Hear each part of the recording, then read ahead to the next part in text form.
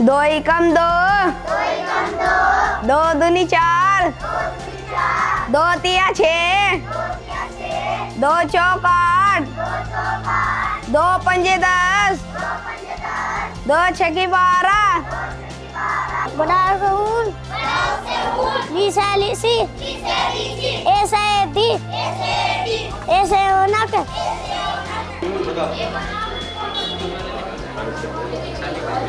अरे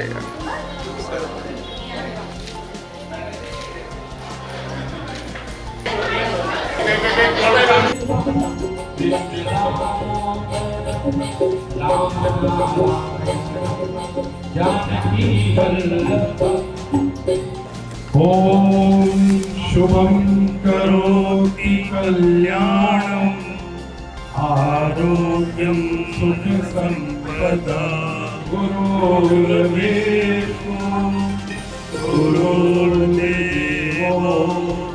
ये जो सहारनपुर शहर है जो अपने अंदर एक क्षमतावान सिटी है, इस क्षमतावान नगरी में भी आज एकल अभियान जिसमें भारत लोक शिक्षा परिषद जिसकी यात्रा सन 2000 से प्रारंभ हुई थी, आज पूरे नॉर्थ इंडिया में 15 शहरों में अपना स्थान बना चुके हैं और यह 16वां शहर है जहां आज ये आगाज होने जा रहा है।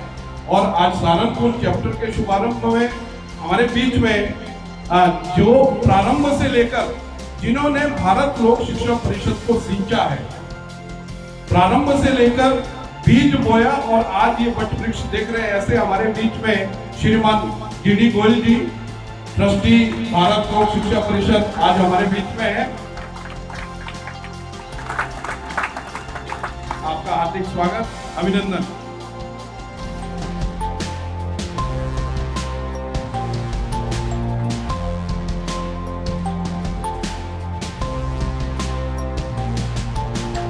अनौपचारिक में पर्चे को लीक कर रहा हूं, इस चैप्टर के प्रभारी के नाते भी आपके पास जिम्मेदारी रहेगी। ऐसा इस चैप्टर के साथ विशेष नाता आपका बने रहेगा। तो ऐसे साधना गुप्ता जी आप भी सामने आए, श्रीमती कुसुम अग्रवाल जी से निवेदन है कि आप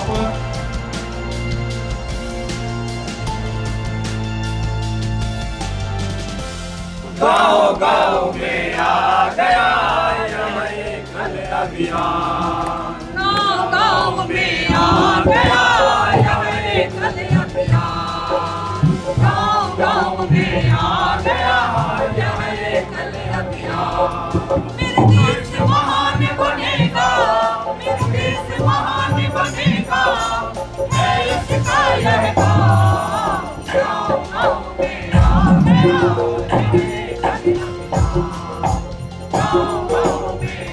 गया पंचमुखी शिक्षा है माध्यम देश को सुखी बनाने का, पंचमुखी शिक्षा है माध्यम देश को सुखी बनाने का। शिक्षा आरोग्य विकास जागरण और संस्कार सिखाने का, शिक्षा आरोग्य विकास जागरण और संस्कार सिखाने का। मेरा भारत आगे बढ़ेगा, मेरा भारत आगे बढ़ेगा, मैं अपना यह काम। गाँव में आ गया एकल अभियान, गाँव में आ गया एकल अभियान। बच्चे बूढ़े शिक्षित हो सब यह संकल्प हमारा है, बच्चे बूढ़े शिक्षित हो सब यह संकल्प हमारा है। अपनी संस्कृति देश धर्म और समरसता का नारा है, अपनी संस्कृति देश धर्म और समरसता का नारा है। ऊंच नीच का भेद मिटा दो, ऊंच नीच का भेद मिटा दो, सब है एक समान। गाँव में आ गया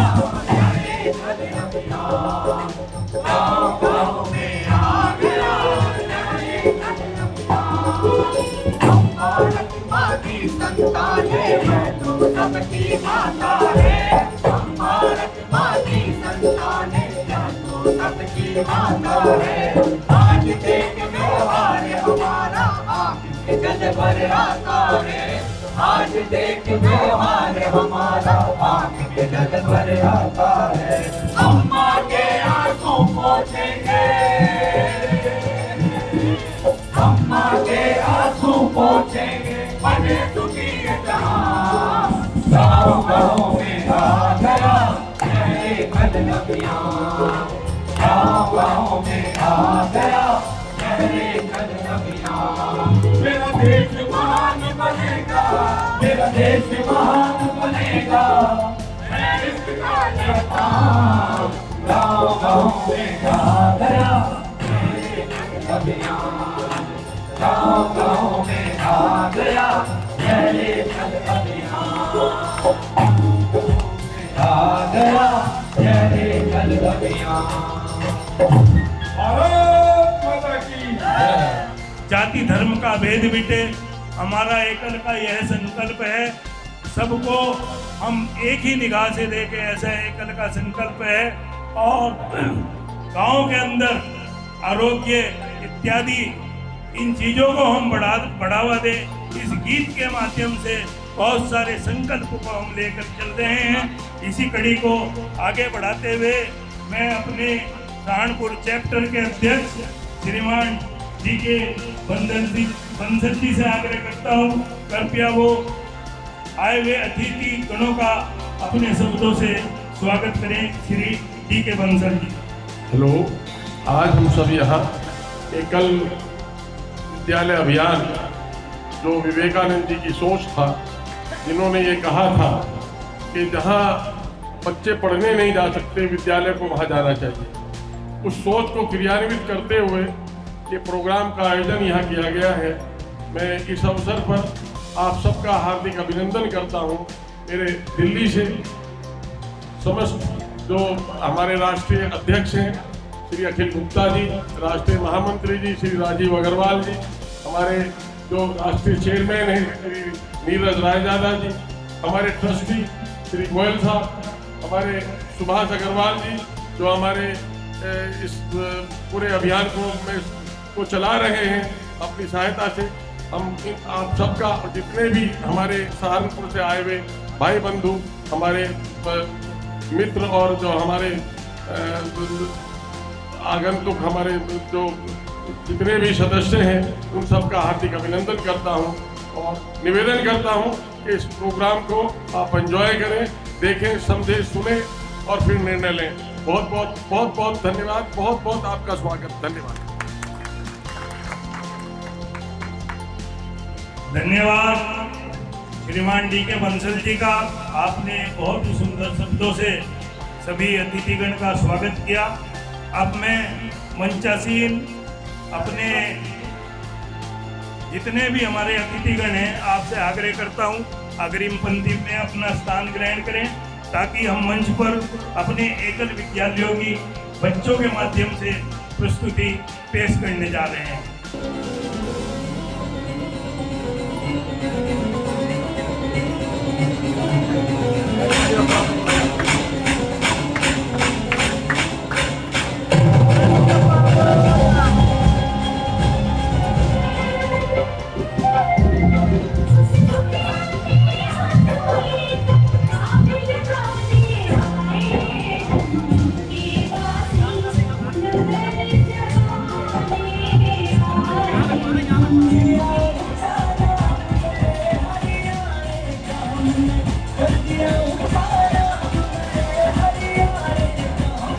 आज एकल अभियान गत 35 वर्षों से आदिवासी वनवासी क्षेत्र से प्रारंभ होते हुए इस देश के 1 लाख गांव तक पहुंचा है और 1 लाख गांव में सुदूर बैठा हुआ ग्रामीण समाज। आज एकल अभियान शिक्षा और संस्कार ऐसे 2 विषयों को लेकर उस ग्रामीण समाज तक जा रहा है। शिक्षा में बच्चों की शिक्षा के रूप में और संस्कार की आवश्यकता। आज आप देख सकते हैं कि समाज में जिस प्रकार का परिवेश बना है, उस परिवेश को ठीक करने के लिए, उस परिवेश को आगे भारत एक अच्छी दिशा में बढ़े, इसके लिए बहुत ही आवश्यक है कि संस्कार युक्त शिक्षा आज इसकी आवश्यकता हर समय, हर परिवार, हर गांव में महसूस हो रही है। आज गांव को हमने इसलिए टारगेट किया है क्योंकि इस देश की लगभग 70% आबादी आज भी गांव में वास करती है और संस्कार के बिना अगर अधूरी शिक्षा हुई तो आने वाले समय में मानव बम और अनाथालय और वृद्धाश्रम इसके अलावा कुछ नहीं मिलेगा। और इसीलिए आज एकल अभियान इस बहुत बड़े उद्देश्य को लेकर और संस्कार शिक्षा को लेकर पंचमुखी शिक्षा के रूप में गांव-गांव में पहुंच रहा है। उसमें हम एक गीत की पंक्ति बोलते हैं, शील विनय आदर्श श्रेष्ठता, तार बिना झनकार नहीं, शिक्षा क्या स्वर साध सकेगी यदि नैतिक आधार हो। इसलिए नैतिक आधार होना बहुत ही आवश्यक है और इस कार्य को प्रारंभ करते समय इसके मूल में जो विचार है वो स्वामी विवेकानंद जी का विचार इसके मूल में है, जिसमें स्वामी विवेकानंद जी ने कहा था यदि विद्यार्थी विद्यालय तक नहीं पहुंच पाता है तो विद्यालय को विद्यार्थी तक पहुंचना होगा। वही काम आज एकल अभियान सुदूर बैठे हुए इस ग्रामीण समाज तक एकल सिर्फ शिक्षा ही नहीं, माने सिर्फ किताब की ही पढ़ाई नहीं करवा रहा है, उसको व्यवहारिक ज्ञान, उसको रहने की कैसी शैली, किस शैली में रहना है, उसका स्वास्थ्य कैसे ठीक रह सकता है, उसकी खेती बाड़ी जिसके ऊपर उसकी आजीविका है वो कैसे ठीक हो सकती है, सरकार की भी जितनी योजनाएं हैं वो कैसे उस गांव तक पहुंच सकती है।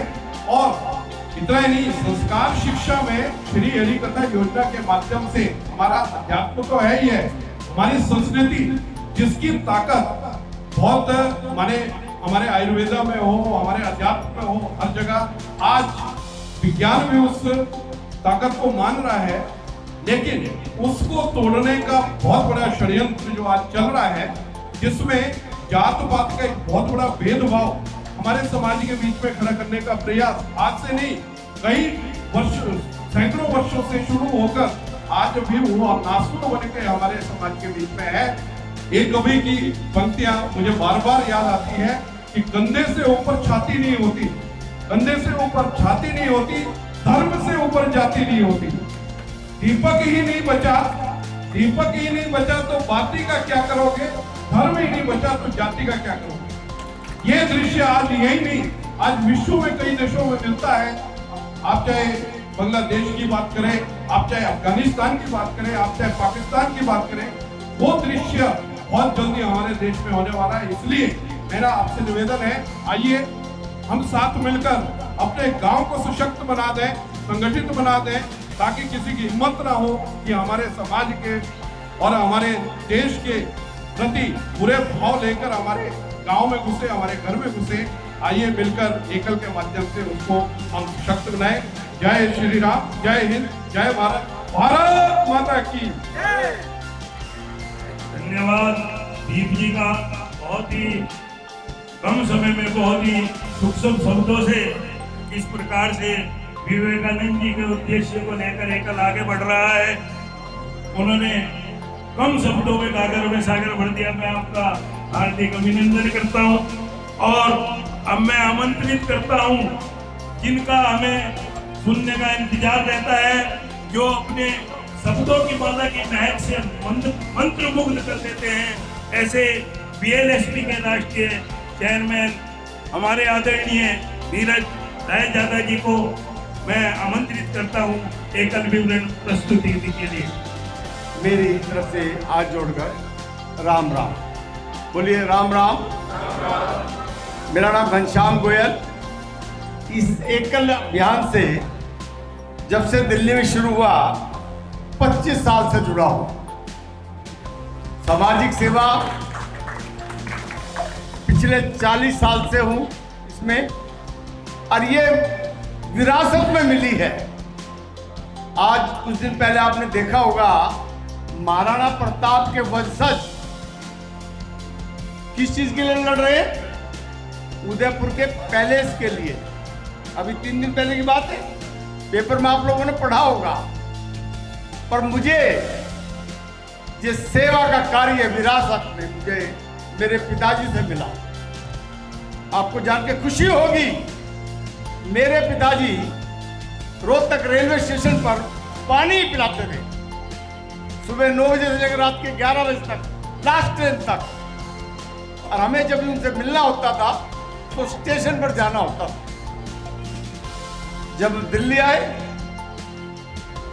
व्यापार शुरू किया, कमाना शुरू किया, पैसा बचना शुरू हुआ, तो सोचा इसे एक्स्ट्रा पैसे किया क्या जाए। मकान हो गया, सब कुछ हो गया, तो फिर फालतू में से क्या किया जाए। समझ में पानी पिलाने का काम तो दिल्ली में हो नहीं सकता था। सेवा के काम प्रभु ने हमें देने शुरू किए। आज कोई बात हो रही थी, मैं लाला जी चले गए, सुहास जी से बात कर रहा था। इनकी एजेंसी कोई एसएनसी ग्रुप वाले ना, मधुसूदन घी वाले, सुहास जी, इनसे कोई एजेंसी मांग रहे थे मेरे मित्र कि अपनी एजेंसी दे दो उदयपुर की। तो कहा खाली नहीं है।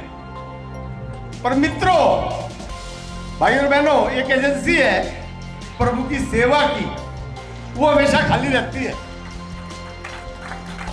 पर प्रभु अपनी सेवा के लिए चुनता है लोगों को।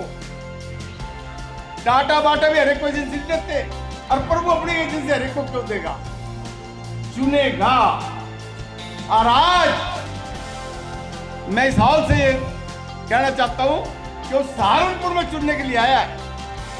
माध्यम तो हम बनेंगे, लाला जी चुने, बिंदल साहब को चुने, जिंदल साहब को चुने, गुरुजी चुने, या किसी और को चुने, हम तो एजेंसी बांटने वाले हैं।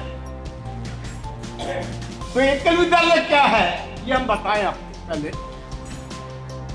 एकल विद्यालय एक निस्वार्थ सेवा है, निस्वार्थ। कोई भी बहन भाई बताएगा निस्वार्थ का क्या मीनिंग है? हाँ जी बोलिए। तो देखिए, हम बात करना है आपसे, दिल्ली से आए, खाली नहीं आए, काम की बात करना है। प्लीज कोई भी बहन भाई बताए मुझे निस्वार्थ का।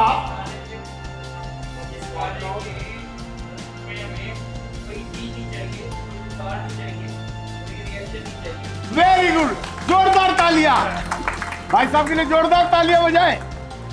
निस्वार्थ सेवा, जिसके में हमें कुछ चाहिए नहीं। तो मैं सोचता था ये निस्वार्थ सेवा होती क्या है। तो मित्रों, मेरा प्रभु से कोई नाता है। जब मैं, अरे भैया इसको कम कर दो प्लीज, इको 0 कर दो, जिससे बात समझ में आए लोगों को हमारी, प्लीज। ठीक है, आवाज आ रही है सर? आखिर तक आवाज आ रही है मेरी? वैसे तो मैं बिना माइक के आवाज पहुंचा सकता हूँ, बाकी आ रही है ना आवाज? हाँ जी प्लीज। निस्वार्थ सेवा क्या है? तो एक बार मैं सोचने लगा, भाई किसी एक टांग पे खड़ा हो जाऊं, या पेड़ की टांग के नीचे लटक जाऊं, या किसी पर्वत की गुफा में जाके बैठ जाऊं, जो हट बाबा करते हैं। पर करें क्या? एक आम शहरी नागरिक के लिए निस्वार्थ क्या सेवा हो सकती है? तब मुझे मिला एकल विद्यालय। और अगले ही दिन दोस्तों, अगले ही दिन मुझे एक कहानी पढ़ने को मिली पेपर में, नवभारत में।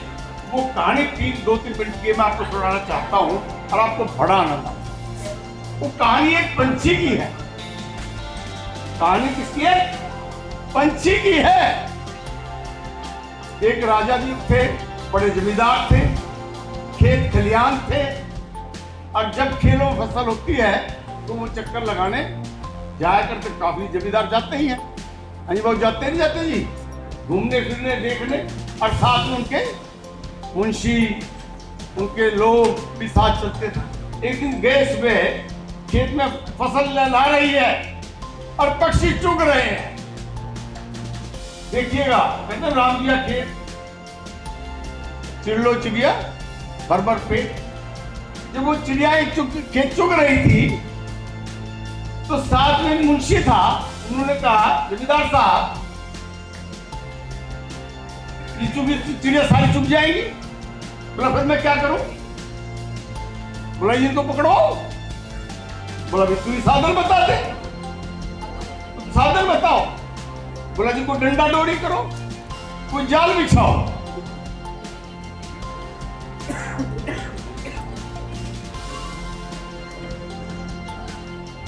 जाल बिछाया गया। दोस्तों ध्यान से सुनिएगा, जाल बिछाया गया। जो पक्षी सिर्फ अपना पेट भरते थे वो तो उड़ गए। एक ही पक्षी था जो जाल में आया और उसकी चोंच में 6 बालियां भी थी।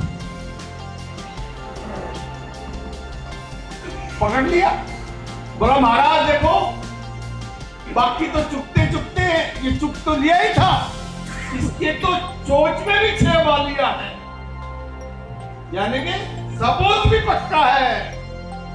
बोला महाराज बात बिल्कुल ठीक है, मैं डेली चुपने आता हूं और अंत में 6 बालियां लेके भी जाता हूं।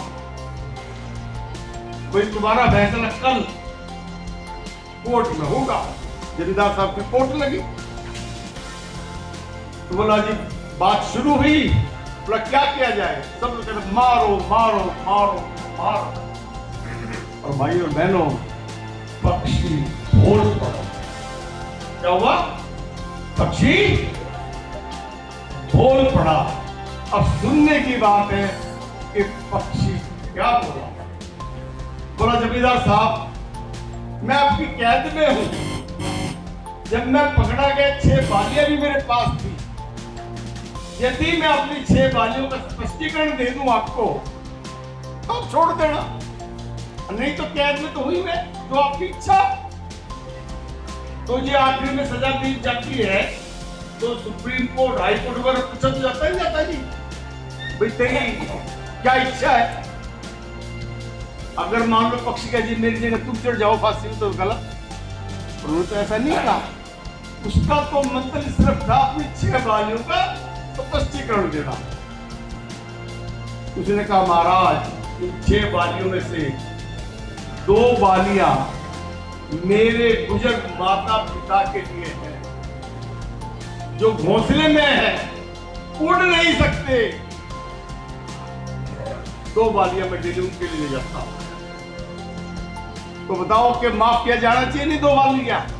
हाँ जी भाई साहब बोलिए, ऐसे नहीं बात करो। हाँ जी माफ होनी चाहिए नहीं होनी चाहिए? जोर से बोलिए, होनी चाहिए नहीं होनी चाहिए? तो चलिए 2 बालियां माफ। कितनी बालियां बची? 4। तो मुंशी फिर कहने लगा 2 तो तूने माफ करवा ली, अब 4 का बताओ। बोला जमींदार साहब 2 बालियां मेरे अबोध बच्चों के लिए जो अभी अभी हुए हैं, उड़ नहीं सकते, चल फिर नहीं सकते। 2 बालियां मैं उनके लिए लेके जाता हूं, जैसा हर माँ बाप अपने बच्चों के लिए करता है। तो अब आप इस सभा में बताएं, इस हॉल में बताएं, क्या 2 बालियां और छोड़ी जानी चाहिए नहीं छोड़ी जानी चाहिए जी? हाँ जी बोलिए, जोर से जी, ऐसे नहीं। हम बोलो हाथ खड़ा करके छोड़ दे जी। फिर वो मुंशी बोला 6 में 4 छुड़वा ली, 2 का बता। 2 बोला महाराज जमींदार साहब मेरे पड़ोस के घोंसले में 2 बीमार पक्षी हैं। प्लीज प्लीज थोड़ी देर के लिए, अरे भैया प्लीज बंद करो पानी, रंजन नहीं प्लीज। पक्षी ने कहा जमींदार साहब मेरे पड़ोस के घोंसले में 2 बीमार पक्षी हैं, उन 2 बालियां मैं डेली उसके लिए करता हूं। यही काम एक विद्यालय करता है। आज शहरों में स्कूल है, गांव के दूर दराज इलाके में जहां सरकारें नहीं पहुंचती, भारत सरकार नहीं पहुंचती और राज्य सरकार नहीं पहुंचती, वहां एक विद्यालय पहुंचता है और वह शिक्षा काम, संस्कार का काम एक विद्यालय करता है। और भारत सरकार की एक संस्था है गांधी पीस प्राइज, आपको जान के खुशी होगी। एक संस्था को एक बार ही दिया जाता है और एक एकल विद्यालय योजना को गांधी पीस प्राइज, ये प्राइज गांधी पीस प्राइज। और आपको जान के खुशी होगी उस क्षण का मैं गवाह हूं। मैं राष्ट्रपति भवन के प्राइज लेने हम लोग गए जो भारत सरकार ने हमारे काम को पहचाना और देखा। पहली बात तो ये कि एकल विद्यालय प्योरली निस्वार्थ सेवा। अच्छा, दूसरी बात दोस्तों, हम सब यहाँ में कौन लोग बैठे हैं, किस श्रेणी के हैं बताइए, किस जाति के हैं, क्या है, मतलब यानी कि कौन से हैं जीव जंतु में से क्या है? प्लीज, इसने बोला जोरदार तालियां बाबू जी के लिए। मानव है, we are the best creation of the god. भगवान ने, इस प्रकृति ने इससे ऊपर किसी को नहीं बनाया। आज मनुष्य ने क्या क्या बनाया वो छोड़, we are the best creation of god. यदि हम प्रभु का काम नहीं करेंगे, प्रभु तो आएगा। प्रभु सेल्फ में नहीं है, वो तो आभास है। उसने अपना अंग आपके अंदर दिया है, एक पार्ट के रूप में, सबके अंदर आत्मा के रूप में है। तो हमें प्रभु का काम करना है। तीसरी बात, जब से हम पैदा हुए मनुष्य के रूप में, कैसे पैदा हुए जी भाइयों? भाई बहनों बताएंगे कैसे पैदा होता बच्चा? हाँ जी, नहीं खाली हाथ नहीं कहा मैंने, पैदा कैसे होता है? माँ बाप के मिलने से, माँ बाप से लिया। जब भी बच्चा होता बिना माँ बाप के नहीं हो सकता। माँ बाप की वजह बच्चा हुआ, फिर बड़ा हुआ, माँ बाप ने पाला, फिर और बड़ा हुआ, उनको से शिक्षा ली। Am I right? क्या आप जानते हैं एक मेडिकल कॉलेज में डॉक्टर बनाने में, एक इंजीनियरिंग कॉलेज में बच्चों को पढ़ाने में सरकार का कितना खर्चा आता है? करोड़ों करोड़ों में, लाखों रुपए खर्चा आता है। क्या हम समाज से लेंगे ही लेंगे? फिर उसके बाद व्यापार करने आता है, नौकरी करता है, लेता है ना समाज से, तो देंगे कब? सिर्फ टेक टेक टेक वाली बात, लेकिन नो, गिव एंड टेक होना चाहिए। अब आज मैं आपको ये चेताने आया हूं, आपका समय आ गया है कि प्रभु को देना सीखिए, और देंगे तब प्रभु रखेगा नहीं। कुदरत, प्रकृति किसी का रखता है। अभी तो टाइम हो गया, अभी तो शुरू नहीं हुआ। अभी हमने समय की बात करी थी, इसलिए रखते हैं। 5 मिनट प्लीज। तो कहने प्राय ये है, प्रकृति किसी रखता नहीं, रखती नहीं है। एक बीज बो तो पेड़ पूरा। तो मेरा आप लोगों से अनुरोध है कि हम देना सीखें, और इस संस्था से बढ़िया और अच्छी संस्था नहीं हो। अगर कोई हो दोस्तों, कोई हो, कृपा कर हमें बताएं, हम भी आपके साथ देंगे। क्योंकि तो देना ही देना है, समय देना है, सामर्थ्य देना। अच्छा देख, एक बात दे क्या सकते हैं? यदि अगर देने की बात करें तो आज तक सबसे बड़ा दानवीर कौन हुआ है बताएं? आज साल में उसको इनाम देंगे हम लोग। नहीं, करण तो कुछ भी नहीं, करण तो बात दानवीर कहलाया है, करण है। और बड़ा जी है जी, हाँ जी, कौन बोला? ये ऋषि दधीच जी, जिन्होंने अपनी शरीर की हड्डियों के अस्त्र शस्त्र बनवाए, जो बाद में इनकी रक्षा के लिए सभी लोगों के काम। हम तो थोड़ा पैसा ही मांगना है, आपका समय मांगना है, इससे ज्यादा हमें मन दे दो, चलो कोई बात नहीं, पैसा भी ना दो, समय का बाद दान सबसे बड़ा दान। पैसा तो आप बाप बेटे बच्चे छोड़ जाएंगे, और भी कोई दे देंगे। जो समय आप हमें दान दे, जो समय आज आप लोगों ने हमें दिया है, ये समय कोई भी नहीं लौटा सकता आपका। हम आपको चाहते हैं, हम आपसे निवेदन करना है कि आप अपना समय हमें दें, हमारे काम को देखें, परखें, और फिर इसमें जुड़े। एक बात और, आखिरी और बात, हम चाहते क्या है अपने जीवन में?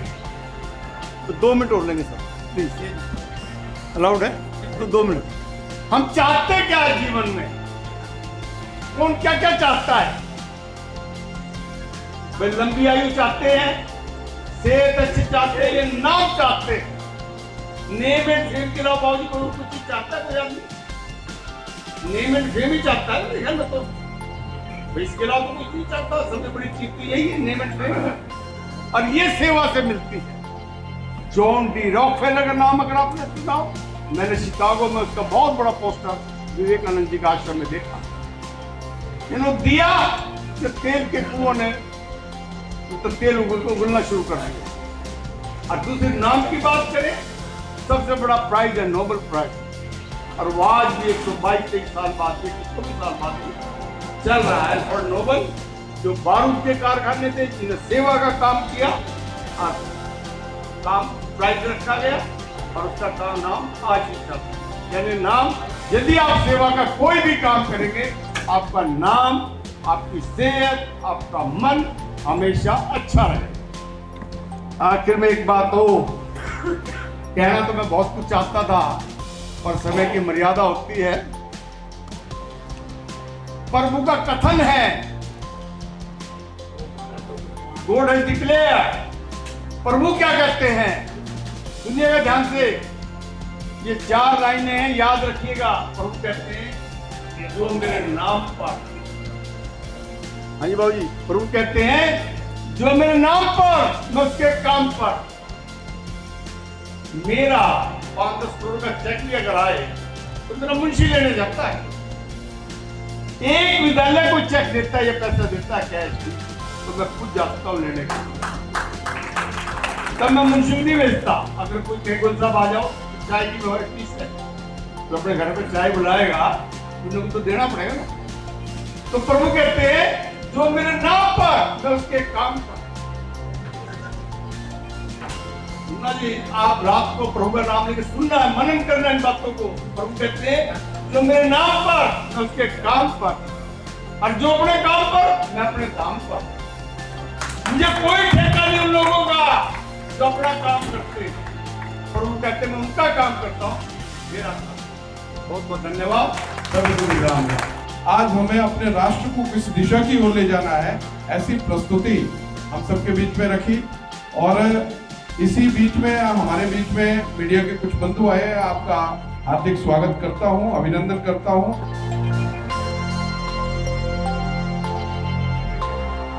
सबसे पहले तो मैं इतनी भारी संख्या में जो सहारनपुर के निवासी आए हैं, उनका बहुत बहुत हृदय से धन्यवाद करता हूं। हम लोग दिल्ली से आए और आप लोगों को देख के मन गदगद हो गया। तो आपका बहुत बहुत स्वागत है और बहुत बहुत धन्यवाद है। और इसके अंदर जो मेहनत यहाँ की सहारनपुर समिति ने की है, मैं उनसे आपका एक परिचय कराना चाहूँगा। ज़्यादा समय नहीं है, बहुत मेरा ख्याल समय भी हो गया है, तो सीधे मुद्दे पे आते हैं। मैं रिक्वेस्ट करूँगा कि मैं जिनका नाम लूँ वो इधर सामने आ जाएंगे तो और अच्छा होगा। तो इसके अंदर जो चैप्टर के प्रधान हैं, अध्यक्ष श्री दिनेश कुमार बंसल जी से रिक्वेस्ट है, बहुत जोरदार तालियों के साथ सब इनका अभिनंदन करेंगे। उन्होंने बहुत मेहनत करी है, घर घर जाके उन्होंने कार्ड को डिस्ट्रीब्यूट भी करा है, लोगों को बहुत इनवाइट करा है। तो हम चैप्टर पद्धति में बात कर रहे थे। चैप्टर की कार्यशैली के अंदर में हमारी कुछ योजनाएं रहती हैं और इसी कड़ी में हम लोग वन यात्रा ऑर्गेनाइज करते हैं, जिसके अंदर में आपको प्रत्यक्ष रूप से वन में ले जाके अपने स्कूलों के दर्शन कराते हैं। स्कूल कैसे काम कर रहा है और उसका क्या लाभ वहाँ के गाँव वासियों को, वनवासियों को प्राप्त हो रहा है, कैसे उसमें बदलाव आ रहा है, ऐसा हमारा प्रयास है। एकल कई प्रकार के काम कर रहा है, खाली शिक्षा देने तक का काम नहीं करता। उसके बाद वहाँ रोजगार कैसे मिले, उसके लिए स्किल डेवलपमेंट का काम करता है, डिजिटल एजुकेशन प्रोवाइड करता है उनको। ऑर्गेनिक फार्मिंग की भी आप बात करते हैं, हम लोग उनको वो ऑर्गेनिक फार्मिंग सिखाते हैं कि जैसे एक जमीन के छोटे टुकड़े से वो जमीन के नीचे से जमीन पे और जमीन के ऊपर 3 तरीके की फसल कैसे ले सकते हैं, उससे कैसा अपनी आय को बढ़ा सकते हैं, डबल कर सकते हैं। इस तरह की भी हमारी योजनाएं रहती हैं। इससे all round development of a village पे हम लोग काम करते हैं। और एकल क्यों जरूरी है, ये भी आपने देखा। तो आपसे ऐसा ही अनुरोध है कि इसी तरह इस चैप्टर को आप सहयोग करें और इस चैप्टर को आगे बढ़ाएं। इस काम को करने के लिए हमें स्कूलों का संग्रह भी करना पड़ता है, जो मात्र 30,000 रुपए में एक विद्यालय 1 वर्ष के लिए, जिसमें 25 से 30 विद्यार्थी शिक्षा प्राप्त करते हैं। तो इस तरीके का ये एक हमारा सिस्टम है जिसे आप सब लोग अडॉप्ट करें, ऐसी हमारी आपसे अपील है। धन्यवाद। हमारे परम श्रद्धेय GD गोयल साहब जिन्होंने अपना वक्तव्य भी रखा और हम सबको प्रेरित करने का काम किया, हमारे जो नीरज राय जादा जी, अखिल गुप्ता जी, राजीव अग्रवाल जी और उनके राजेश मित्तल जी जो दिल्ली चैप्टर के प्रभारी और हमारे उप प्रभारी बने हैं। मैं विशेष से बाहर से रुड़की से भी हमारे कुछ साथी मेहमान आए हैं। मैं उन सभी साथियों का दिल की गहराइयों से आभार प्रकट करता हूँ। वास्तव में यहाँ भारत लोक शिक्षा परिषद की इस बहती हुई गंगा में डुबकी लगाने का मौका आप सबने आज सहारनपुर चैप्टर की घोषणा के बाद किया। बहुत से साथियों ने अपने जीवन में उस तरह की डुबकी की आहुति यहाँ घोषणा कर की। कुछ लोग शांति के साथ बिना नाम के देना चाहते हैं, वो बिना नाम के भी उसमें अपनी डुबकी लगाने का काम करेंगे, परंतु भारत के एक विकसित स्वरूप को देखने का जो मकसद हम आप सबका है, निश्चित रूप से एकल विद्यालय अभियान उसमें एक मुख्य योगदान करने की बात कर रहा है। झारखंड से शुरू होकर 1 लाख से ज़्यादा विद्यालय पंचमुखी शिक्षा के माध्यम से देने के संकल्प के साथ दूर दराज के उन गांवों में न केवल ABC अक्षर ज्ञान देना यानी शिक्षा का ज्ञान देना, बल्कि संस्कृति और संस्कार उन्हें देना और उसी के साथ साथ उन्हें सेल्फ इंडिपेंडेंट बनाने के लिए वोकेशनल ट्रेनिंग और जैविक खेती के माध्यम से भारतीय उस संस्कृति के साथ जोड़ने की जो परिकल्पना श्याम गुप्ता जी ने की है, मैं उसे शत नमन करता हूँ। और उस आशय के साथ इस पूरे आंदोलन को हम और ज़्यादा कितना मजबूत कर सकें, इस बात के लिए जो आपने विभिन्न पक्षों के द्वारा दिए गए बयान और उनके जो ख्यालात हैं एकल अभियान के बारे में, उसका जो एक संक्षिप्त विवरण राय जादा जी ने यहाँ पर देने का कोशिश करने का काम किया है, मैं समझता हूँ कि उससे सहारनपुर के सभी लोगों को प्रेरणा मिलेगी और मिली है। और ये जो चैप्टर आपने खोला है, जिस आशय और विश्वास के साथ खोला है, मैं समझता हूँ कि आपका वो विश्वास ईश्वर निश्चित रूप से पूरा करने का काम करेगा, क्योंकि सहारनपुर के ये तमाम लोग इस बात को समझते हैं कि अध्यात्म और विज्ञान के द्वंद्व में कभी भी इंसान केवल विज्ञान को चुनने का काम नहीं करेगा। जब हम विज्ञान की तरक्की की तरफ देखते हैं तो वो हमें भौतिक सुखों की प्राप्ति की लालसा दिलाने की बात करता है, परंतु जब हम अध्यात्म की तरफ देखते हैं तो वो मोक्ष के रास्ते की तरफ हमें प्रेरित करने का काम करता है। और मोक्ष का रास्ता हमें त्याग की भावना बताता है और भौतिक सुखों की भावना हमें संचय की प्रवृत्ति की ओर लेकर जाने की कोशिश करने का काम करती है। संचय की प्रवृत्ति हमें स्वार्थ के कामों में काम सिखाती है, जबकि त्याग की भावना हमें परमार्थ की ओर प्रेरित करने की कोशिश करने का काम करती है। तो अभी जो GD गोयल साहब ने कहा कि निस्वार्थ भाव से एकल अभियान के साथ जुड़कर हम किस तरह से अपने उस अभियान को जोड़ने की कोशिश करने का काम कर सकें, तो वहाँ केवल शिक्षा की जरूरत नहीं है। शिक्षा के लिए तो लॉर्ड मैकाले ने अभी भी 2 फरवरी 1835 में लंदन की पार्लियामेंट के अंदर उनकी नोटेड स्पीच है, जिसमें उन्होंने कहा कि मैं भारत के उत्तर से लेकर दक्षिण, पूर्व से लेकर पश्चिम सब जगह गया हूँ, मुझे कोई व्यक्ति भिखारी नहीं मिला और मुझे कोई व्यक्ति चोर नहीं मिला। और आप उतने बड़े साम्राज्य को गुलाम बनाना चाहते हैं, आप तब तक गुलाम नहीं बना सकते जब तक कि उनकी जो आध्यात्मिक बैकबोन है उसे आप तोड़ने का काम नहीं करोगे और उसे इंफीरियरिटी दिखाकर अंग्रेजी को सुपीरियर दिखाने की कोशिश करने का काम करते हुए जब उस बात का उस पार्लियामेंट ने उन्हें जिम्मेदारी दी, तब 1836 में लॉर्ड मैकाले की ये एजुकेशन, जहाँ पर हम सब या हमारे बच्चे पढ़कर अपने आप को बहुत बड़ा व्यक्ति समझने की कोशिश करने का काम करते हैं, वहाँ किस तरह से हम भारतीय संस्कृति से अपने आप को दूर करने की कोशिश करने का काम कर रहे हैं, ये एक बहुत बड़ा सवालिया निशान या प्रश्न चिन्ह हमारे सामने लगाने का काम करता है। हमारा इतिहास इस बात का हम सबको बताने की कोशिश करता है कि अध्यात्म बिना विज्ञान विनाश का कारण है, अध्यात्म रहित विज्ञान विनाश का कारण है और अध्यात्म सहित विज्ञान विकास का कारण है। तो मानव के द्वारा जितनी भी नई रिसर्च हुई है उसने एटॉमिक एनर्जी के रूप में उस तरह का इस्तेमाल भी किया जिसने पॉजिटिविटी की तरफ ले जाने की कोशिश की, परंतु उसी एटॉमिक एनर्जी को विनाश की तरफ भी ले जाने की कोशिश करने का काम किया। ये इंसान के दिमाग के ऊपर है कि वो इस्तेमाल कैसे करेगा। और इसी तरह अध्यात्म रहित विकास रावण का प्रतीक है जो सोने की लंका बना सकता है, परंतु अध्यात्म सहित विकास राम राज्य का प्रतीक है जो हम सबको एक नई सीख देने की कोशिश करने का काम करता है। तो एकल अभियान उसी रूप में अध्यात्म के साथ संस्कार दूर दराज के उन लोगों में जिनके माँ बाप अगर किसी तरह मजदूरी करने के चले गए तो पीछे जो बच्चे हैं वो ना तो स्कूल जा रहे हैं और ना ही एजुकेशन ले रहे हैं, और वहाँ विद्यालय भी नहीं है, सरकारी विद्यालय भी नहीं है। ये हमारे लिए बड़ी विडंबना है कि एक विकसित भारत का स्वरूप देखने वाले भारत की जीडीपी का मात्र 3 से 4% शिक्षा के ऊपर खर्च हो रहा है। यही अगर 6 से 7%, पहले आजादी के बाद पहले प्रथम वर्षों में 5, 6, 7% तक हुआ, पर लगातार गिरता चला गया।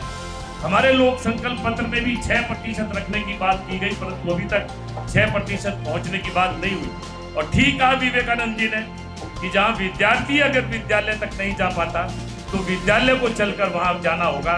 इस बात को श्याम गुप्ता जी ने समझा और समझकर उस अभियान की शुरुआत झारखंड से की, और उसके बाद 1 लाख से भी ज्यादा विद्यालय यहाँ अभी तक चल रहे हैं। आदिवासी क्षेत्रों के अलावा दूर दराज के उन तमाम क्षेत्रों में, सहारनपुर के फुट हिल्स में, शाकुंभर देवी के आसपास भी उन तमाम खाड़ के इलाकों में उन विद्यालयों को खोलने का गौरव एकल अभियान के हमारे इन तमाम पदाधिकारियों को है।